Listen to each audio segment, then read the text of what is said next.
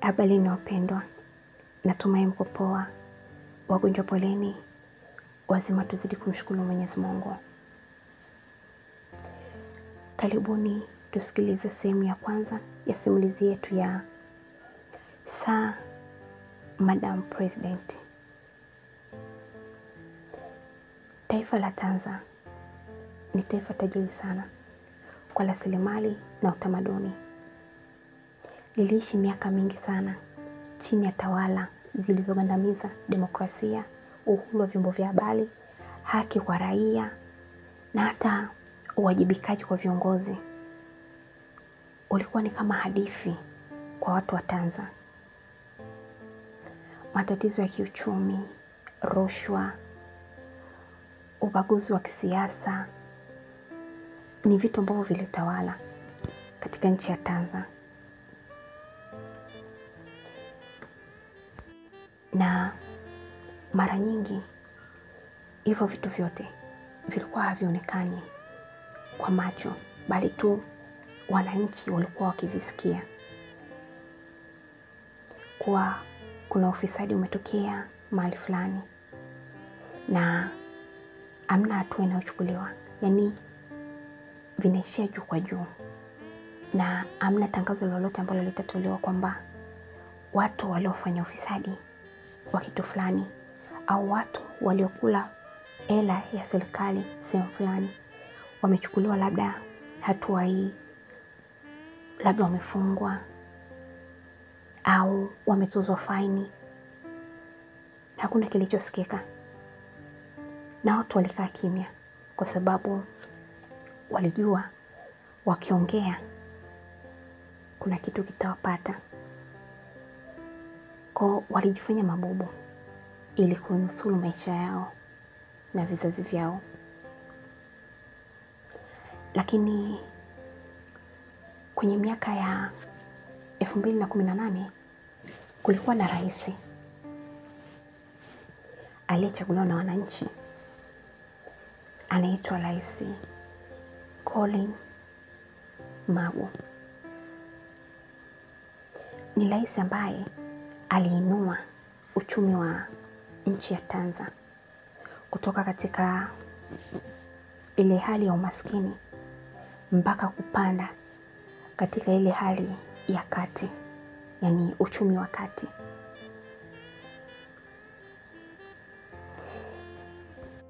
Na Rais Magu alisifika kwa utendaji wake wa kazi mzuri.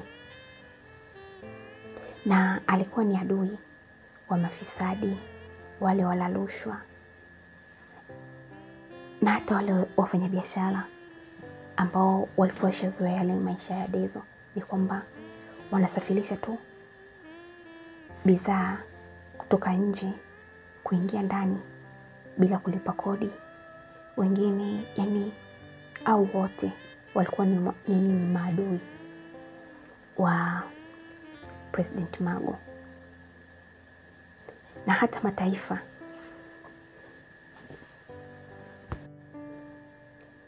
yale ambayo yalikuwa yashazoea kuchukua rasilimali za Tanzania na kuacha Tanzania bila kunufaika na kitu chochote kwenye hizo rasilimali, walimchukia sana Rais Magu. Lakini yeye hakujali. Yeye alichojali ni raia wake. Yeye alichojali ni uchumi wa nchi yake. Na alifanikisha kwa 95%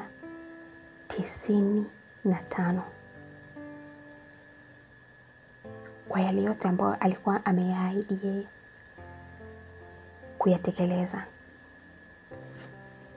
wakati wa kampeni.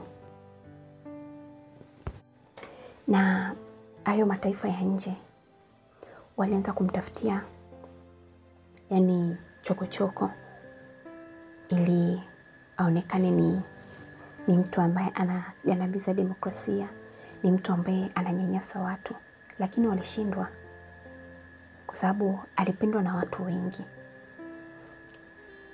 Na wengi waliompenda ni wananchi wa Tanzania na ni watu waliokuwa wanapenda maendeleo. Na ni mtu ambaye alikuwa anapenda kusikiliza matatizo ya wananchi wake. Na alikuwa anawawajibisha wale viongozi wote ambao hawajatekeleza majukumu yao katika majimbo yao, mikoa yao. Alikuwa anawawajibisha. Na wale wote ambao walikuwa wanatumia madaraka vibaya, alikuwa anawawajibisha. Na nchi nyingi ambazo ziko Afrika walitamani sana kuwa na rais kama Magu, lakini walishindwa. Sababu Magu alikuwa ni rais wa Tanzania tu, na mfano wake kwa Afrika Mashariki hapakuwepo na mtu kama yeye. Sio Afrika Mashariki tu, hadi Afrika kiujumla hakuna aliyetokea kama yeye. Alipiga vita sana madawa ya kulevya. Alisaidia watu ambao waliathirika na madawa ya kulevya. Alitoa ajira kwa vijana. Na aliweka limit ya kwamba kijana kijana au yule mtu mzima mpaka kustaafu ni miaka 45 tu. Anastaafu na anaacha ngazi. Watu wengine, vijana ambao wako mtaani, waingie nao kufanya kazi.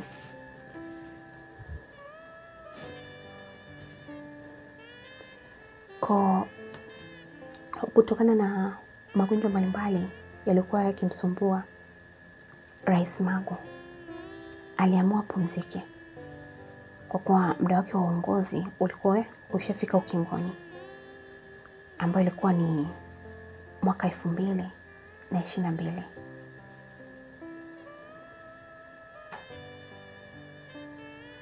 Na ndipo alipoibuka mwanamke jasiri na mchapakazi, Samia Saidi. Samia Saidi alizaliwa Kisanga mkoani Morogoro. Alichipuka kama mwanaharakati jasiri wa haki za wanawake na watoto. Alianzisha vuguvugu la Sauti ya Wananchi Tanzania, huku yeye akiwa ni mwenyekiti wa hicho kikundi. Na kazi ya hicho kikundi hasa ilikuwa ni kutetea kina mama, wajane na watoto ambao walikuwa wanafanywa unyanyasaji, aidha na familia zao au na jamii kiujumla. Wanaume wengi walimwogopa kwa sababu alikuwa ni mwanamke ambaye hana masiara. Akisema anakufunga ni anakufunga. Haijalishi wewe ni nani, haijalishi ni nini. Yuko lazi amtetee mwanamke au mtoto ambaye ananyanyaswa. Na hicho kikundi chake kilipata wadau wengi na watu wengi walikiunga mkono. Na alipata masponsa mbalimbali ambao walikuwa wanasaidia shughuli za hapa na pale katika kikundi hicho. Na alionekana ni mtu wa tumaini jipya kwa kina mama na jamii nzima kiujumla. Sababu lengo lake yeye ni kusaidia wamama na watoto. Lakini kuna baadhi ya wanaume pia aliona nao pia wanahitaji msaada, sababu wananyanyasika na wananyanyaswa na wake zao. Hakuna mtu anayewatetea. Lakini yeye alisimama kutetea jamii nzima kiujumla.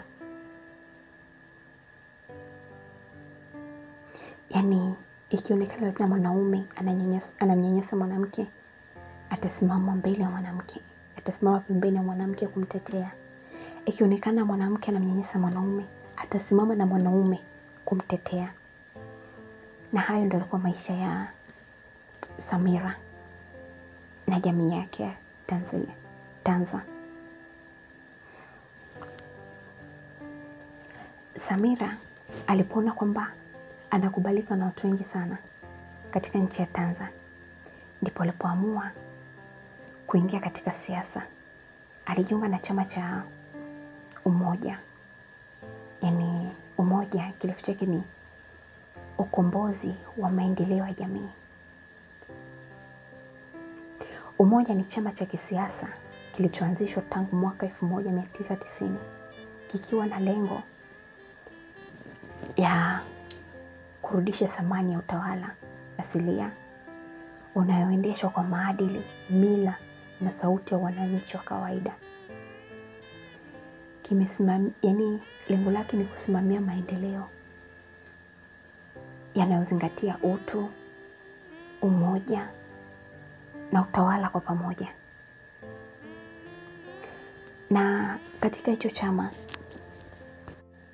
kilikuwa na misingi mikubwa minne, ambao msingi wa kwanza ulikuwa ni kutetea haki ya kila mwananchi bila kujali kipato, dini wala kabila lake. Msingi wa pili ilikuwa ni kuendeleza mifumo tawala ya kiutawala katika jamii, kushirikisha wazee na vijana na wanawake. Msingi wa tatu ulikuwa ni kusimamia uwazi,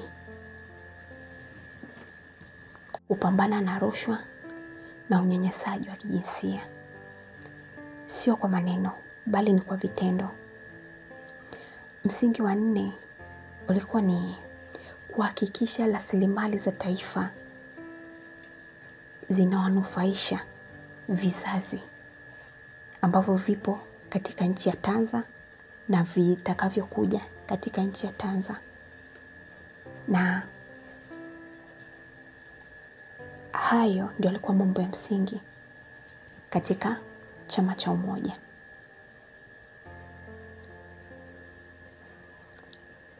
Hatimaye kampeni zikaanza. Samira na chama cha Umoja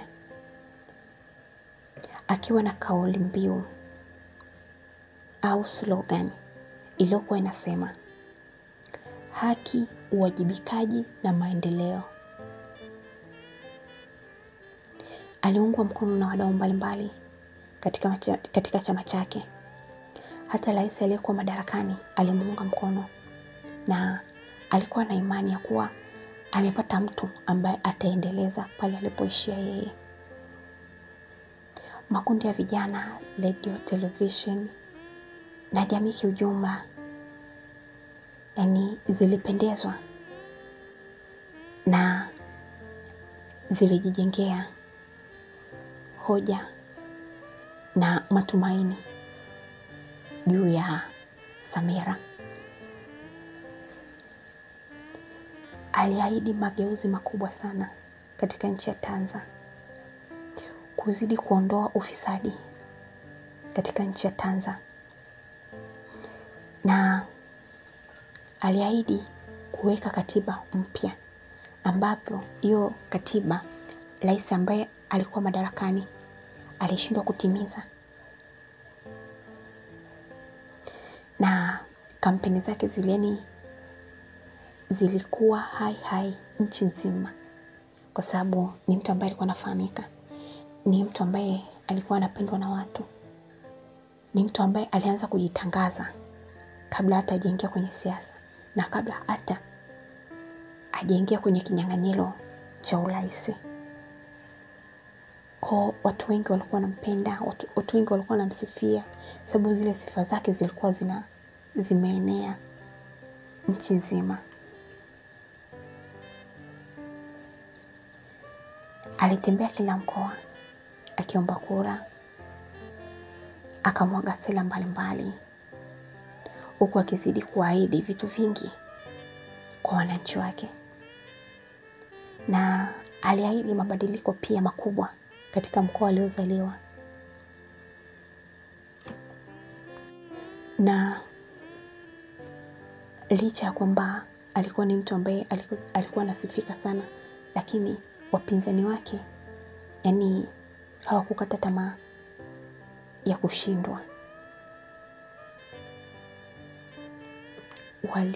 Yani huku kuipamba moto na wao wanapamba moto, yani hivyo. Yani twanga ni kutwange. Ilikuwa ni competition ambayo huwa inatokea kila baada ya miaka mitano katika miaka ya uchaguzi. Na vyama ambavyo vilikuwa na competition kubwa na chama cha umoja ni chama cha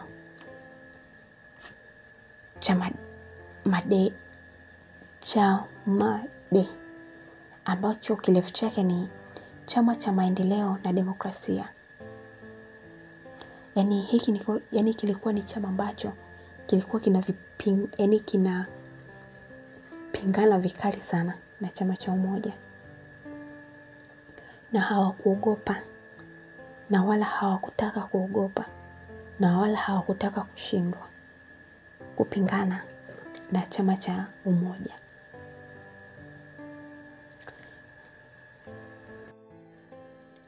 Siku ya uchaguzi ilipowadia, tarehe 30 mwezi wa 10 mwaka 2022, watu wengi walijitokeza kwenda kupiga kura. Mama, vijana na wazee walipitiana na kuhimizana kwa kura zetu ni muhimu kwa maisha ya sasa na ya familia yetu ijayo.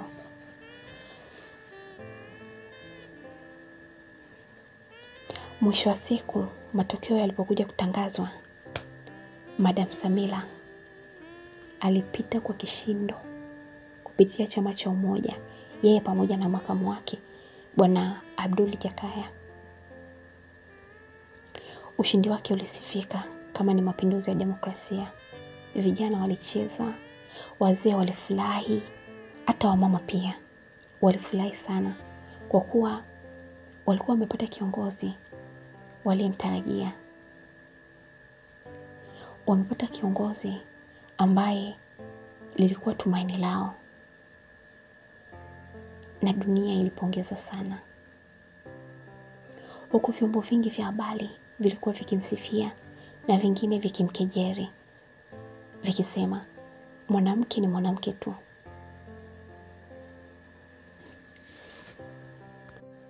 Huku wengine walikuwa wakisema afadhali tumepata Queen Elizabeth wa pili. Na wadau wengine walikuwa wakijiuliza maswali. Je, ataweza kweli kuendeleza pale alipoishia Rais Magu, au kutimiza zile ahadi ambazo alikuwa ameziweka kwa wananchi wake? Hayo ndio maswali ya msingi ambao watu wengi walikuwa wanajiuliza. Na ilipofika siku ya uapisho wake, na huo ndio ulikuwa mwanga wa matumaini kwa nchi ya Tanzania. Siku ya uapisho wa rais mpya ulihudhuriwa na watu wengi sana, wananchi wengi sana.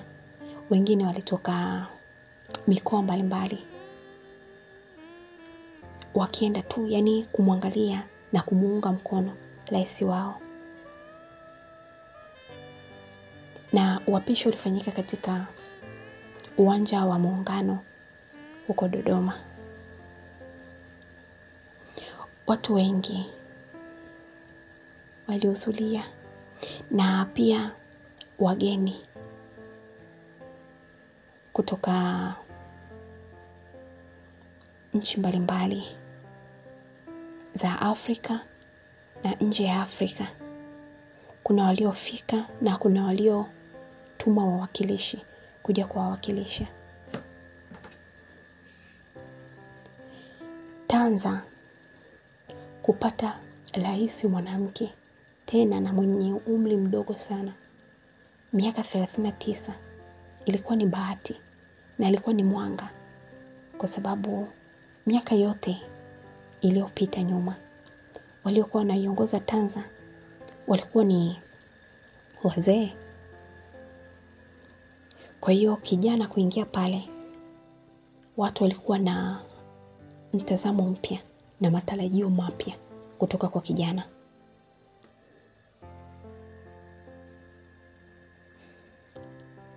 Na siku ya uapisho kulikuwa na michezo mbalimbali kutoka kwa wasanii wakubwa walioimba kwa kumsifia. Yaani ziliimba nyimbo nyingi sana za kumsifia. Na pia kulikuwa na gwaride ambalo rais kama rais alienda kukagua, na aliweza kupata salamu za pongezi kutoka kwa mataifa mbalimbali. Aliapishwa, na baada ya kuapishwa alisoma hotuba yake kama rais wa nchi ya Tanza kwa mara ya kwanza.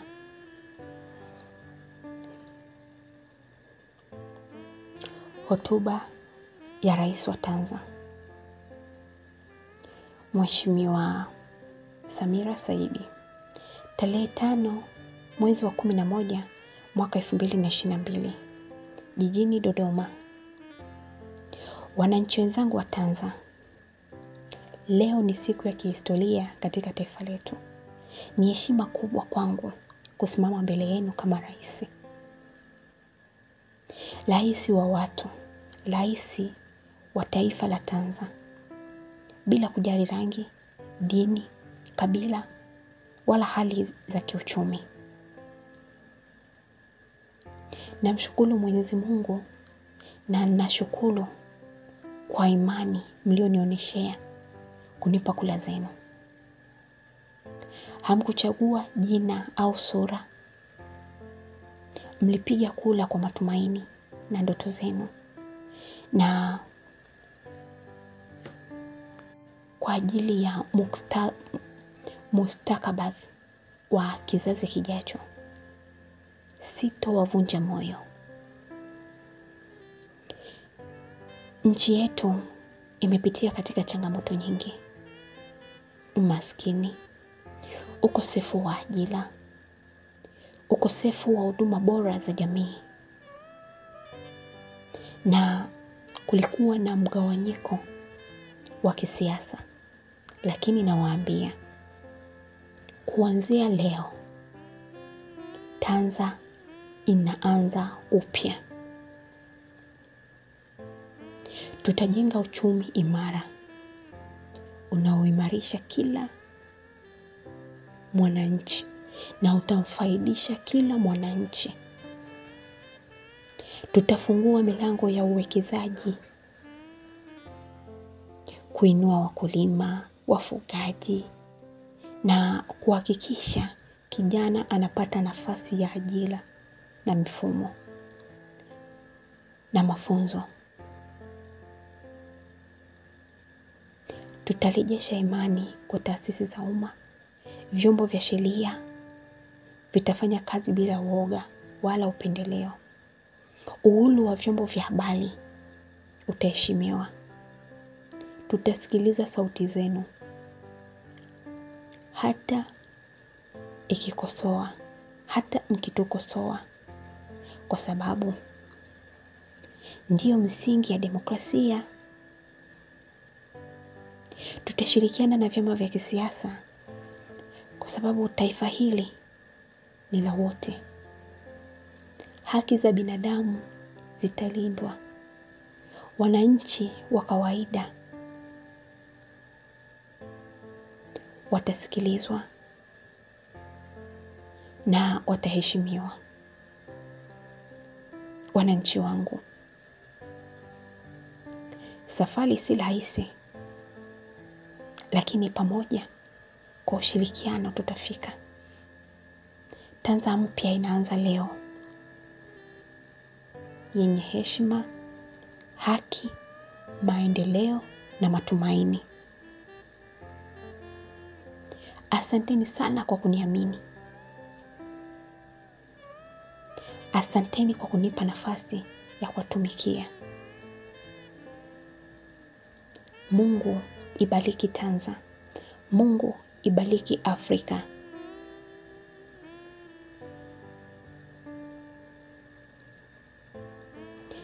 Samira Saidi, Rais wa Jamhuri ya Tanzania. Na huo ndo ulikuwa mwisho wa hotuba ya kwanza ya rais wa nchi ya Tanzania.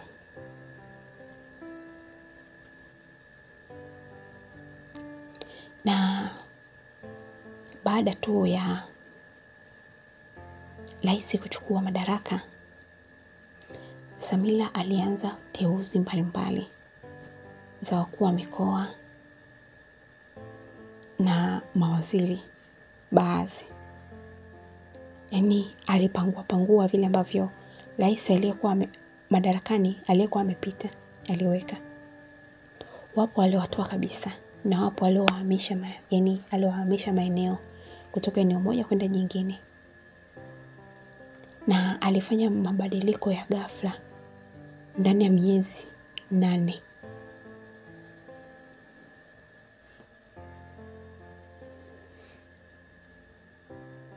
Ilipita kama wiki 2 baada ya ile miezi 8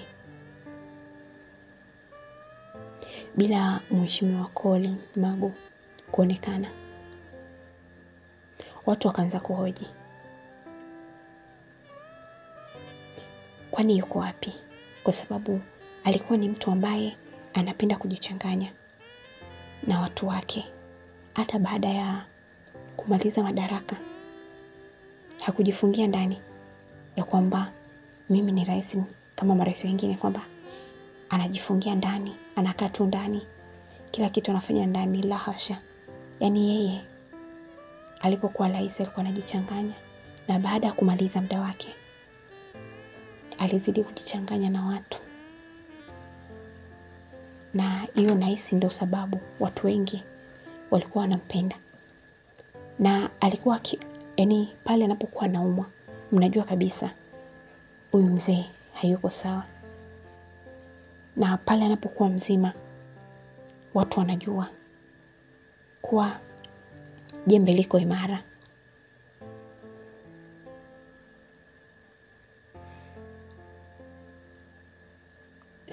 Baada ya hizo wiki kupita, watu waliona kimya. Sio mtandaoni, sio sehemu yoyote. Wakaanza kujiuliza, ameenda wapi? Ndipo hapo maneno mbalimbali yanaanza kutoka. Wengine wakisema kwamba labda atakuwa anaumwa.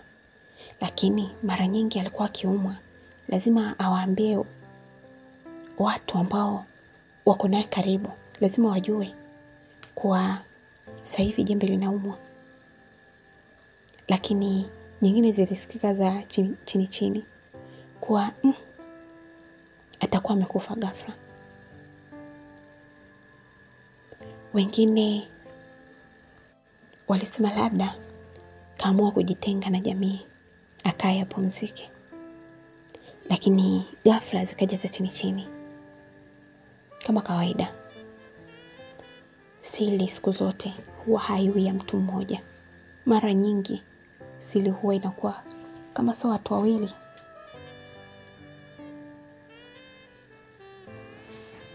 Basi hiyo sio siri tena ikiwa ya watu wawili. Lakini ikiwa ya mtu mmoja, hiyo ni siri. Zikaanza sasa kuvuma za chini kwa Mwamba kafa. Na kafa sasa hivi ni wiki ya 2. Na haijajulikana nini chanzo cha kifo chake. Na hamna aliyetangaza kuwa Mwamba kafa. Ni vitu ambavyo vilizua taharuki mtandaoni na katika jamii ya Tanzania kwa ujumla. Samira alipoona mitandao imepata taharuki, yaani kuna taharuki nyingi juu ya Magu akaamua aweke bayana kuwa Rais mstaafu wa Jamhuri ya Tanzania Bwana Collins Magu amefariki dunia siku ya leo katika hospitali ya Mloganzila alipokuwa akipatiwa matibabu ya ugonjwa wa moyo. Watu wengi wa nchi ya Tanzania walipokea taarifa kwa masikitiko sana, na rais alitangaza siku 5 za maombolezo kwa heshima ya Rais mstaafu Magu, na bendera zitashushwa nusu mlingoti ndani ya siku 5. Harakati za mazishi ziliendelea na walihudhuria watu wengi sana, kwa kuwa msiba ulikuwa ni msiba mzito sana kwa nchi ya Tanzania, na nchi kiujumla ilipata majonzi makubwa sana kumpoteza mtu aliyekuwa akipigana na kulia na wananchi.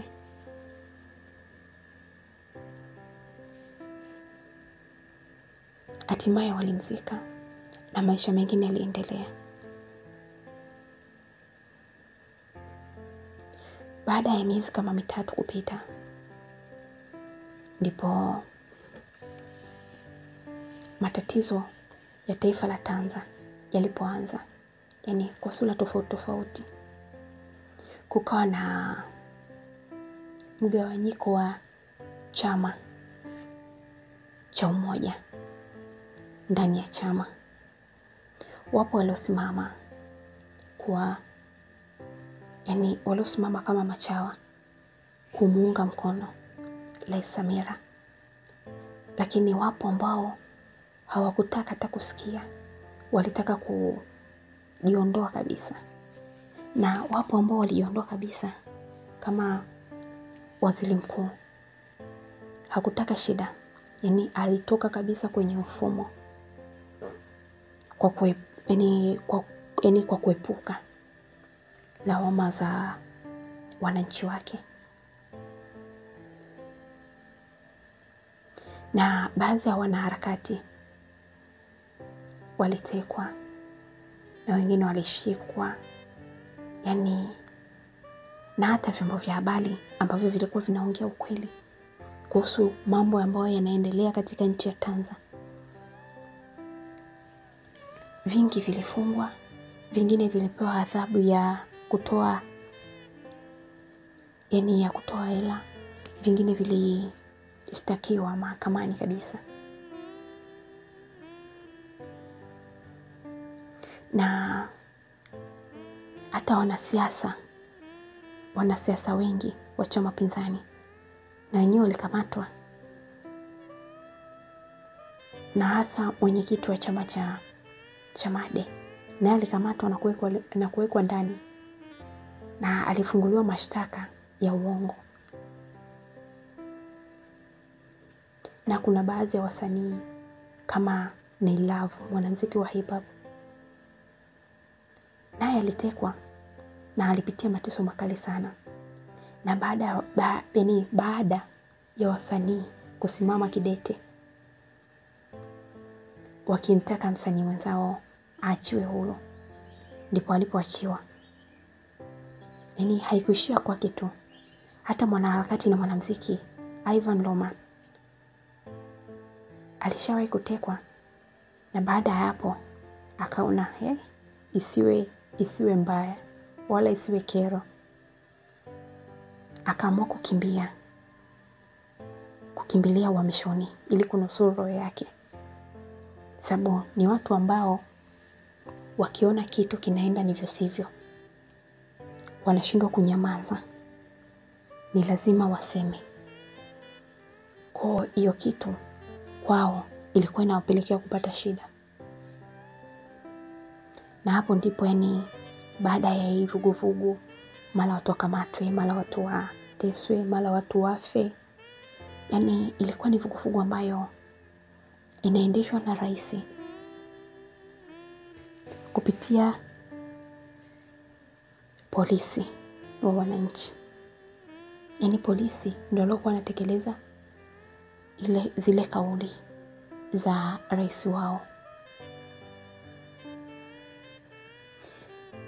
Baadhi ya vigogo walivyoona hivyo, na wanaharakati mbalimbali na watu wa chama cha Umoja, waliamua sasa kutoa asili za serikali, yaani vile vitu ambavyo vilikuwa vinaendelea ndani ya utawala wa Samira.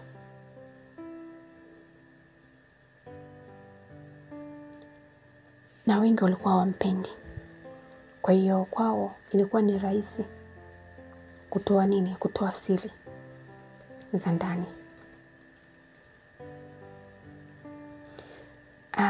Kwenye media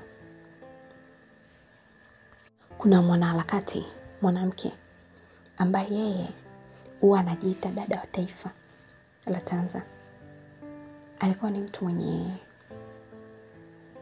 kujiamini, mtu ambaye anaipenda nchi ya Tanzania, lakini pia ni mtu ambaye anachukiwa vikali sana na wasanii pamoja na viongozi wa Tanzania, kwa sababu ni mtu ambaye alikuwa akisikia kitu ambacho ni kibaya, ambacho kina malengo mabaya ya nchi, au na kiongozi fulani kafanya kitu, kiwe kibaya kiwe kizuri, ni atakiweka kwenye social media, wananchi wote waone na wajue. Kwa watu wengi ambao wako kwenye mfumo wa Samira huwa wanamtumia dada wa taifa kufikisha ujumbe kwa wananchi. Yaani kuna watu wapo na Rais Samira, sijui wapo kama machawa, sijui wapo kama nini. Yaani ni wale watu ambao ni mapuppet tuseme. Ni mapuppet. Yaani wako na wewe lakini bado wana speed zile taarifa zako na mipango yako, wanayatoa nje kwa adui yako. Sasa ndivyo ilivyo ndani ya chama cha Umoja.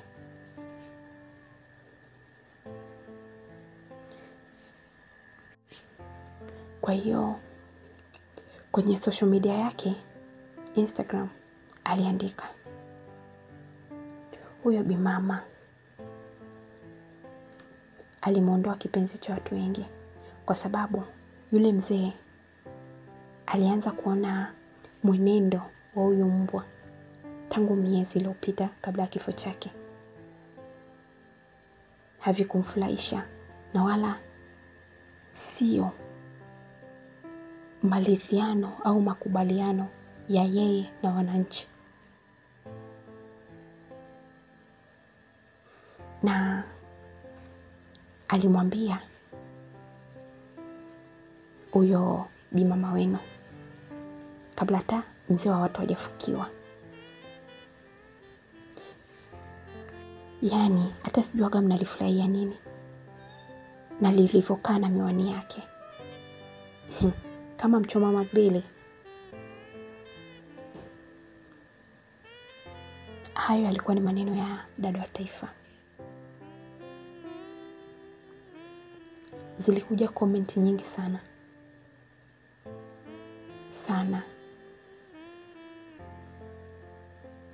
na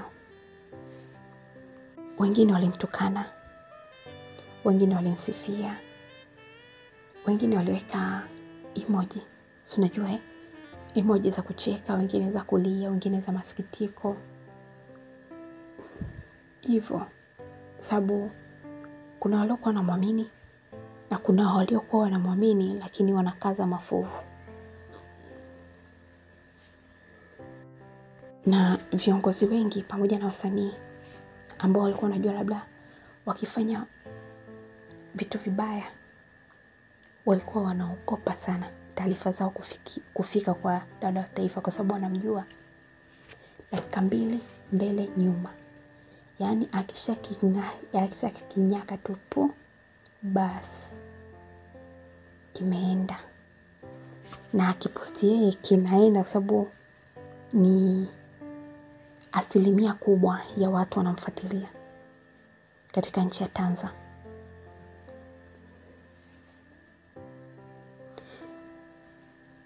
Na baada ya dada wa taifa kutoa yale maneno mtandaoni, Samira alitulia. Hakujibu chochote zaidi tu sintofahamu zilizokuwa zinaendelea chini kwa chini alizisimamisha kwa muda. Lakini baada ya muda kupita, ikaja ikasikika kuwa kuna mwanasiasa wa chama cha Umoja kapoteza maisha na aliokotwa barabarani, na akiwa amevaa boxer tu. Wananchi wengi walihamaki. Ndipo hapo minong'ono ilipoanza, kwa sababu rais alihudhuria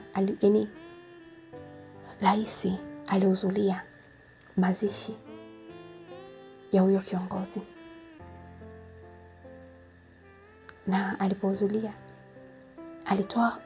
alitoa pole, zile salamu za lambilambi kwa masikitiko makubwa, kana kwamba hajui kitu ambacho kinaendelea, hajui chochote. Basi hiyo ikawa imepita.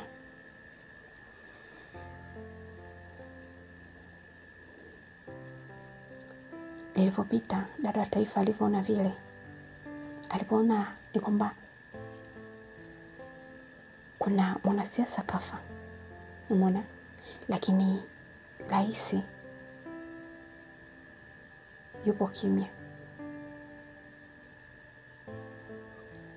Cha kusikitisha kingine ni kwamba baadhi ya wafanyabiashara wengine wanatekwa, wengine wanakufa, lakini rais yuko busy. Anakuambia niko busy na mambo ya maendeleo.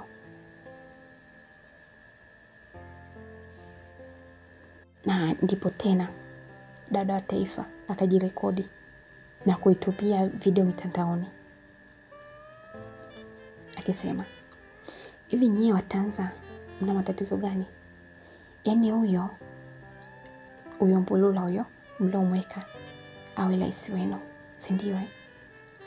Yaani amekaa madarakani na anaona kabisa jinsi mambo yanavyoenda na mambo ya taharuki. Wananchi wanapotea, wananchi wanakosa matumaini, watu wanauliwa, vijana wanakufa. Hajachukua hatua yoyote. Yaani yeye na watoto wake kazi yake tu kufanya kazi tu ya kuua watu bila hata ya huruma. Nisikilizeni kwa makini. Yaani leo nataka niwaambie kitu ambacho hamkijui. Huyo Mama Samira huyo ambaye kakaa hapo madarakani, yaani yeye kakaa kama kimvuli, lakini kuna mtu behind ya ambaye ndo anaye control hiyo nchi. Yeye sio controller, yeye yupo tu.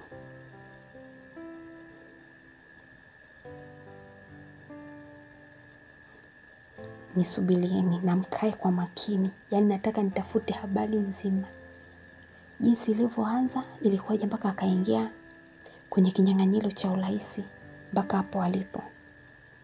Si mnajua tena sikwepeshi. Nitawaletea mwanzo mwisho na mtamjua huyo mtu ambaye anaiongoza hiyo nchi. Sio huyo alikaa hapo na hiyo miwani yake, huyo fundi grill, sio yeye. Baada ya kuachia ile video, watu wengi walihamaki. Na hata yeye pia alishtuka.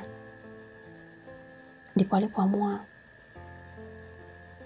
kuitisha mkutano na waandishi wa habari akawa anaikosoa video ya dada wa taifa. Akasema ni sawa wewe ni moja ya raia wa Tanzania, ukiona mambo hayaendi vizuri, watu huwa hawaongei hivyo au huwa hawatungi story kwa ajili ya kuchafua watu. Ukiona vitu haviendi vizuri, mtafute kiongozi yoyote ambaye unamjua, mwambie, naye ataleta taarifa na sisi tutalifanyia kazi. Mnavokaa mitandaoni, mnatukana, mnaharibu sifa ya nchi. Nikiamua niwachukulie hatua, mtalalamika tena. Mtasema mimi nawanyanyasa. Mkiachiwa huru na vyombo vya habari, mnatumia ndivyo sivyo. Enyi wananchi wangu, mnataka niwafanyie nini? Niwabebe na mbeleko gani? Ili muamini kuwa mimi nipo kwa ajili ya kufanya mabadiliko ya nchi. Naipenda sana Tanzania yangu, mpaka kuamua kusimama na nyie kuwa rais, kusimama na nyie kutetea haki zenu. Nimejitoa, hamna mtu aliyenisukuma, hamna mtu aliye ni force kuwa hapa nilipo.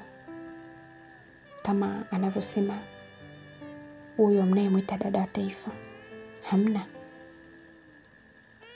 Kuweni makini sana na maneno ya mtandaoni. Sio kila kinachosemwa mtandaoni basi mkakichukua na kukiweka akilini. Sio.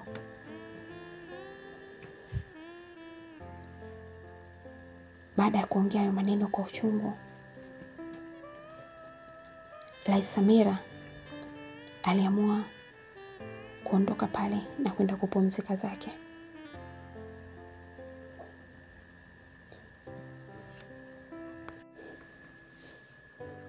Baada ya muda kidogo, walianza pia kuibuka wana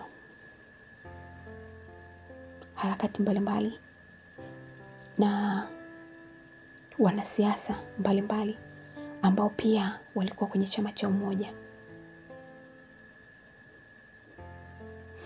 Kuna kiongozi ambaye yeye alikuwa ni kiongozi, aliteuliwa kuwa waziri wa mambo ya nje. Mambo ya nje, yes. Alisimama kidete na kusema, mimi nitasimama kwenye haki. Nitatetea haki ya kila mwana Tanzania. Haijalishi nitakumbana na nini, na ninajua umetuma watu waje kunitafuta. Hautanipata mpaka nitakapoamua mimi. Msijali wananchi wa Tanzania.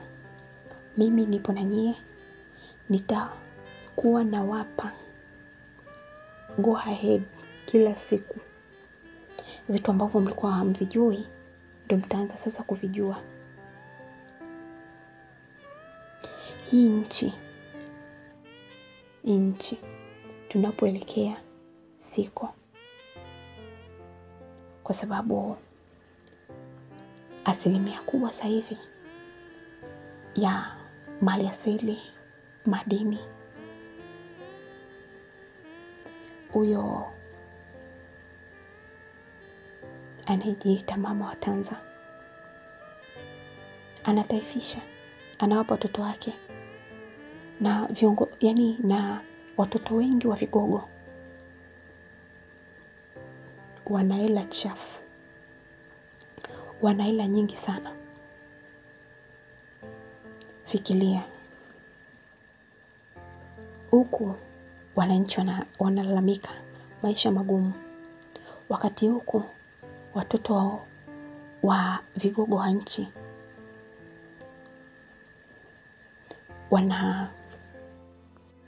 wanaendesha magari ya kifahari, wanachezea hela, wanatupa hela. Alafu mwisho wa siku uniambie eti nchi yetu ni nchi ya haki? Haki hipi?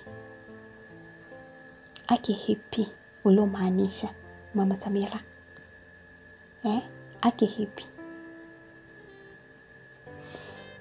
Kwa leo naomaanisha hapo. Tutaendelea na hii itakuwa ni zoezi la kila siku. Kisha akaishia hapo.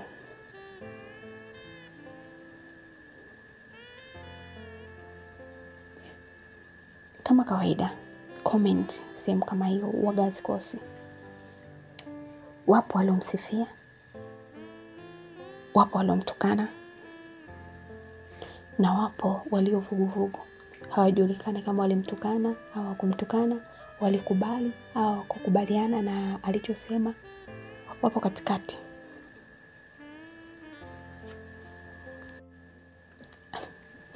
Lakini kwa hayo yote, Rais Samira hata hakujali.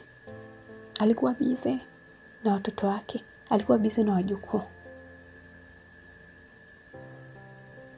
Kitu ambacho kiliwapa watu wasiwasi.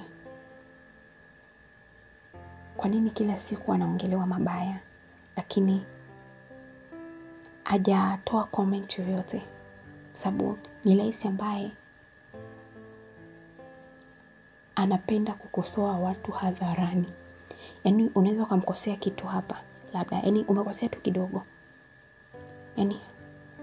Hakuiti pembeni akwambie ila hapa mheshimiwa fulani umezingua. Yeye ni hapo anakupa na unaondoka. Kitu ambacho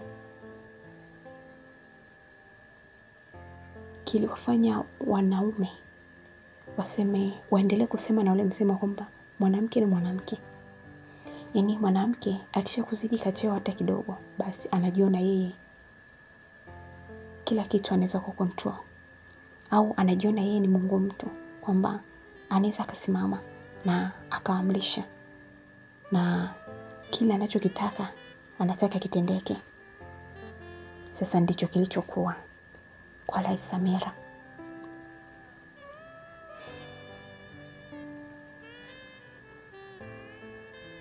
Watu sasa ndipo walipoanza kufungua makaburi ya vitu vilivyopita, na mtandao ikaanza kuongea.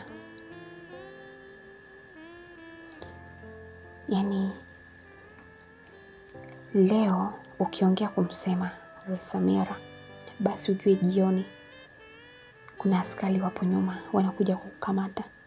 Kama sio kukupiga kukuua, basi watakutesa mpaka akili kukae sawa, au watakupa ulemavu wowote. Wao wanachotaka ni kwamba anaamka asifiwe, analala asifiwe. Hata kama hajafanya kitu cha maana, mumsifie. Ni kitu ambacho wananchi wa Tanzania walikuwa ishachoka. Aliahidi maendeleo, hamna maendeleo. Aliahidi changes, hamna changes zozote. Aliahidi katiba itabadilika, lakini katiba haijabadilishwa.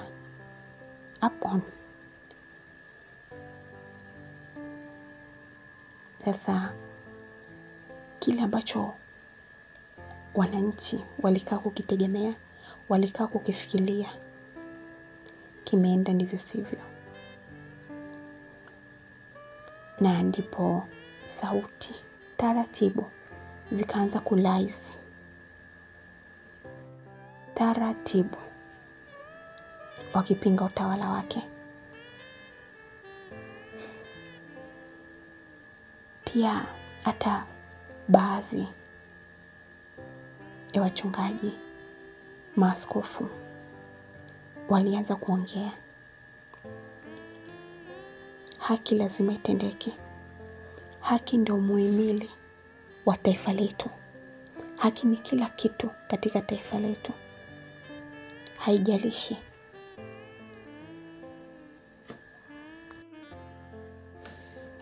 ni nini. Lazima wananchi tukae tupiganie haki yetu. Ilisikika ni sauti ya mchungaji Emmanuel. Alisema watu wengi saizi wanatekwa, watu wanauliwa, watu wanapewa ulemavu, lakini serikali yetu ipo. Hakuna hatua wanayochukua, zaidi kila siku propaganda. Tutafuatilia. Watafuatilia vingapi? Mmeona sehemu yoyote haki inatakiwa itendeke. Mchungaji Emmanuel alimaliza kwa namna hiyo. Baada ya ibada kuisha,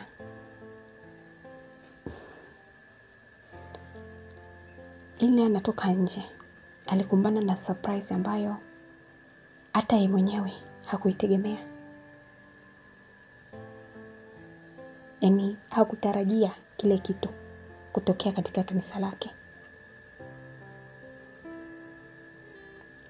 Hakushtuka peke yake, hadi waumini wake walishtuka. Ni kwa nini? Au kuna kipi kibaya ambacho mchungaji amekiongea? Hamna, zaidi ya kusema haki. Kwa watu tusililie haki zetu. Yaani tubaki tu tunacheka. Wakiongea hivi tunacheka, wakifanya vile tunacheka. Ni kitu ambacho hakiwezekani, ni kitu ambacho hakiingia akilini. Tulitoka nje, tulikutana na polisi. Wakiwa sasa wanamsubiria mchungaji atoke wamkamate.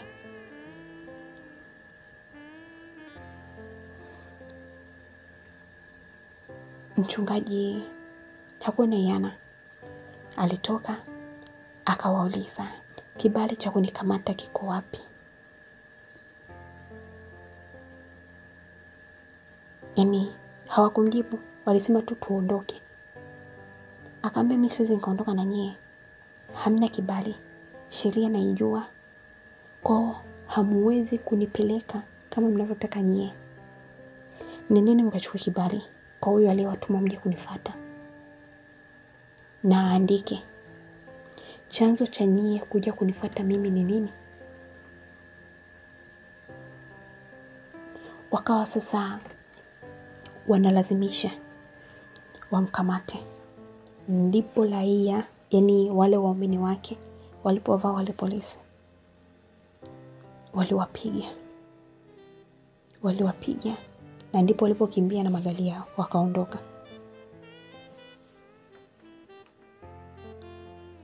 Lakini mchungaji Emmanuel hakuishia pale, akazidi kusema, mmeona? Sababu kuna watu walikuwa wanarekodi, sio tena. Matukio kama yakitokea lazima kuwe na watu ambao wanapenda sana kuchukua details za kila sehemu. Akasimama tena online. Si mmeona? Nilikuwa nazungumzia mambo ya haki. Hii sasa ndio tunayoita haki. Haki gani? Mnakuja kunikamata pasipo na sababu. Haki gani? Aliongea. Wamekaa tena, vikasikika ving'ora vya polisi. Wale waumini wake walimkingia kifua. Muumini mmoja akamwambia, mchungaji, usilete taharuki sana. Hii ni sehemu takatifu. Hii ni sehemu ambayo tunaitegemea sisi na vizazi vyetu na vizazi vijavyo. Kwa hiyo hamna haja ya kusema, yaani ya kuleta malumbano mbele ya kanisa. Kwa hiyo cha kufanya, yaani akamwambia wapande kwenye gari lake amtoe katika lile eneo. Na kweli mchungaji hakuwa na hiana. Akapanda akaondoka, akawaacha pale. Polisi sasa wakaanza kumtafuta. Ambapo sasa walivyorudi mara ya pili wakawa wamerudi na kibali. Na waliorudi sio wale wa mwanzo, walirudi wa pili. Na sababu ya kuja kumkamata sasa hivi wakasema kuwa amekataa wito wa serikali na pia amekivunjia heshima chombo cha sheria.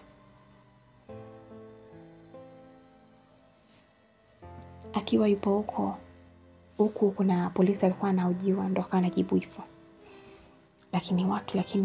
Lakini watu bado wakawa wana rise. Wanasema sheria ipi? Akati nyie ndio mlioanza na evidence kila kitu tunacho. Nyie ndio mlioanza kumvamia. Hata kama ni nyie. Mfano sisi ndio tungeanza kuwavamia nyie. Msingeturudishia kujihami. Na yeye kawarudishia kwa ajili ya kujihami. Kwa hiyo hana kosa. Yaani kulikuwa na mvutano mkubwa sana uko unaendelea.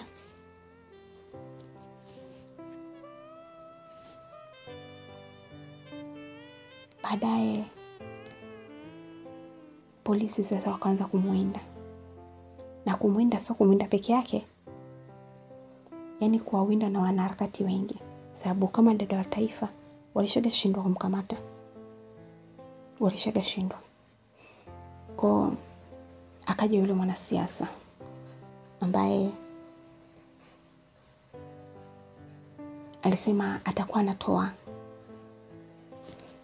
yaani habari kila siku jioni. Akaingia live. Akaongea na wanatanza. Akawaambia wanatanza, naipenda sana nchi yangu ya Tanzania. Lakini kutokana na haya mambo yanayoendelea chini kwa chini hayalizishi. Nyie mpo huko nje lakini hamjui kitu kinachoendelea kule ndani. Kuna watu wanashiba alafu wanashiba tena kwa kupitia hela zenu. Fikiria. Mtu kakopa, si ndio? Sababu mwaka wa fedha hii mara ya mwisho deni limesomwa ni billion za fedha. Billions of money. Ni kwamba hizo hela zote zimeenda wapi? Hamna maendeleo yaliyofanyika zaidi ya maendeleo ambao aliyaacha Mheshimiwa marehemu Magu.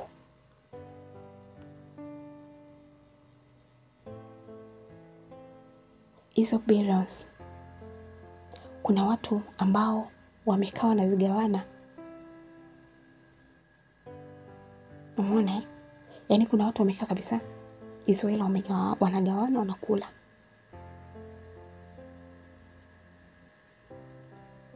Haya. Aisha sema sasa hivi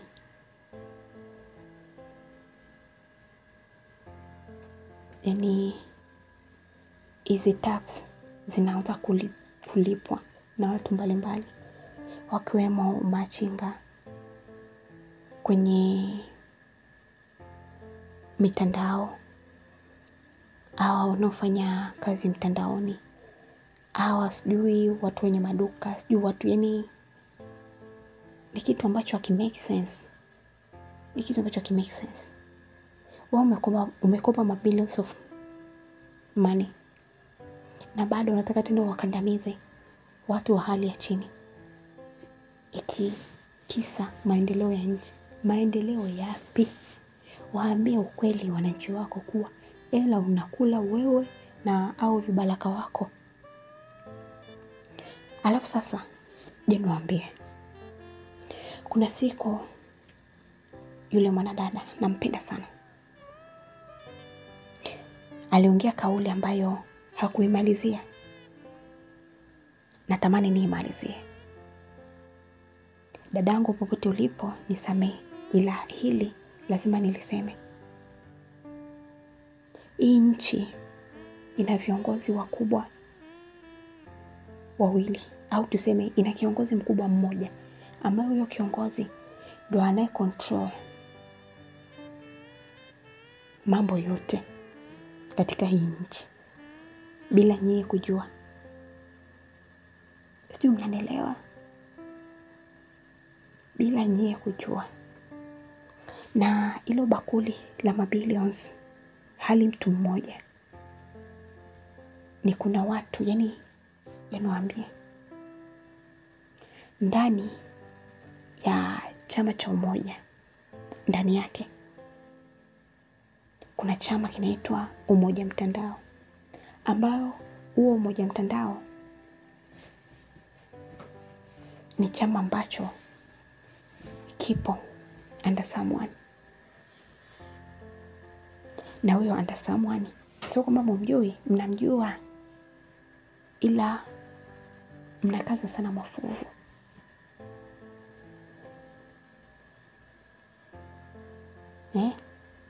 Mnamjua.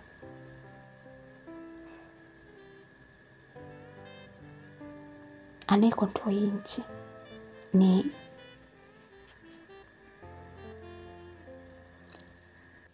asanteni kwa kunisikiliza. Je, unataka kujua ni nani ambaye anayekontrol nchi? Wakati wananchi wote wa Tanzania wanajua walimpigia kura mtu mmoja, naye ni Rais Samira. Na inakuwaje kuna mtu mwingine juu ya Rais Samira? Usikose kuungana na mimi katika sehemu inayofuata ya simulizi yetu ya Sawa Madam President. Usahau kusubscribe, kulike na kucomment. Bye.